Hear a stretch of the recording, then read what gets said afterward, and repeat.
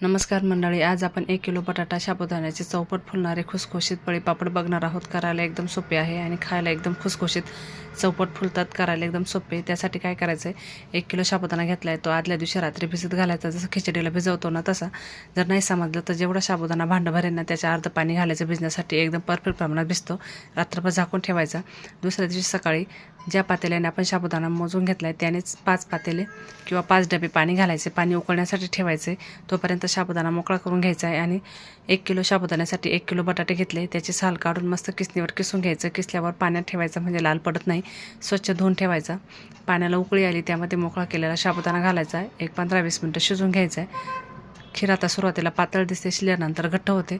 त्यामध्ये आपण chilli flakes टाकणार आहे। तुम्ही हिरवी मिरची ठेचा पण टाकू शकता। बघा, थोडीशी अशी जाडसर कुटून टाकायची। आता इथे बटाट्याचा किस पण स्वच्छ धुवून घेतला 4-5 पाण्याने। खीर आपली साबुदाण्याची 80% शिजली आहे। त्यामध्ये बटाट्याचा किस, चिली फ्लेक्स किंवा तुम्ही हिरवी मिरची टाकू शकता। 2 ते 3 चमचे मीठ चवीनुसार सर्व मिक्स करायचं आणि एकजीव करून घ्यायचं। बघा, छान दिसतं। एक 5 मिनिटं झाकण ठेवायचं म्हणजे किसाला छान वाफ बसते आणि शिजला जातो। आपली खीर तयार आहे साबुदाण्याची। थंड करून घ्यायची, खूप गरम टाकायचे नाही। गरम असताना पातळ असते आणि कागदावर टाकायची, त्यामुळे अर्धी थंड करून घ्यायची म्हणजे घट्ट होते आणि पापड छान येतात। अशाच प्रकारे सर्व कागदावर पापड टाकून घ्यायचे। 2-3 दिवस कडकडीत उन्हात वाळून घ्यायचे म्हणजे छान टिकतात। तर बघू शकता, एकदम मस्त असे पापड झालेत। तळून दाखवते, एकदम तिप्पट चौपट फुलतात। करायला पण एकदम सोपे आहेत, खायला एकदम खुसखुशीत होतात।